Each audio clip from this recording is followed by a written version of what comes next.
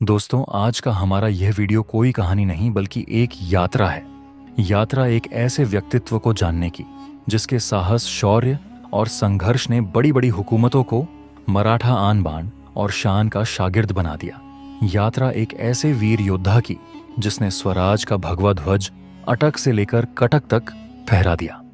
हम बात कर रहे हैं हिंदवी स्वराज या हिंदू पद पादशाही के जनक कहे जाने वाले छत्रपति शिवाजी महाराज के बेटे और विशाल मराठा साम्राज्य के दूसरे छत्रपति संभाजी राजे भोसले की। संभाजी का जन्म 14 मई 1657 ईस्वी को पुरंदर के किले में हुआ था और वे छत्रपति शिवाजी महाराज और उनकी पहली पत्नी सईबाई के बड़े पुत्र थे। संभाजी ने काशीराम शास्त्री से गणित, तर्क, भूगोल, इतिहास और शास्त्रों का अध्ययन किया और शारीरिक प्रशिक्षण के दौरान अपने पिता से युद्ध कला सीखी। महज 16 साल की उम्र में उन्होंने रामनगर में अपना पहला युद्ध लड़ा और शानदार जीत हासिल की। 17 साल की उम्र में उनका विवाह यशुबाई से हुआ, जिससे मराठा साम्राज्य में एक मजबूत राजनीतिक गठबंधन स्थापित हुआ। 3 अप्रैल 1680 को छत्रपति शिवाजी की मौत के बाद संभाजी ने रायगढ़ किले पर कब्जा कर लिया और 20 जुलाई 1680 को सिंहासन पर बैठ गए। संभाजी महाराज ने मुगलों के खिलाफ कई अभियानों का नेतृत्व किया और उनका दबदबा पूरी तरह से कायम रखा।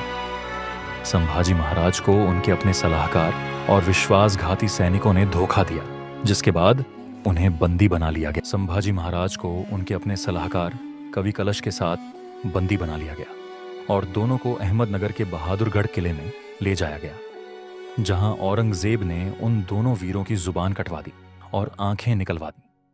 फिर उन्हें कई दिनों तक अमानवीय यातनाएं दी गईं। उन्हें बार बार इस्लाम कबूलने को भी कहा गया, लेकिन जब वह नहीं टूटे तो आखिरकार 11 मार्च 1689 को उनकी बड़ी बेरहमी से हत्या कर दी गई। कहते हैं कि के बाद औरंगजेब ने छत्रपति संभाजी महाराज के टुकड़ों को तुल्लापुर की भीमा नदी में फेंक दिया था, जहां नदी के किनारे रहने वाले लोगों ने उन्हें इकट्ठा कर उनका विधिपूर्वक अंतिम संस्कार किया। दोस्तों, कहा जाता है कि संभाजी महाराज ने अपने जीवन काल में 100 से ज्यादा युद्ध लड़े और कभी भी पराजय का सामना नहीं किया। हालांकि वह अपने आखिरी युद्ध में अपनों के विश्वासघात से हार गए, लेकिन ठीक से देखा जाए तो संभाजी महाराज का जीवन और उनकी मौत दोनों आने वाले मराठा सरदार के लिए वह प्रेरणा साबित हुई, जिन्होंने उनके दिलों में हिंद स्वराज की जोत को जलाए रखा। इस महान योद्धा पर आपकी क्या राय है? कमेंट सेक्शन में जरूर बताइएगा।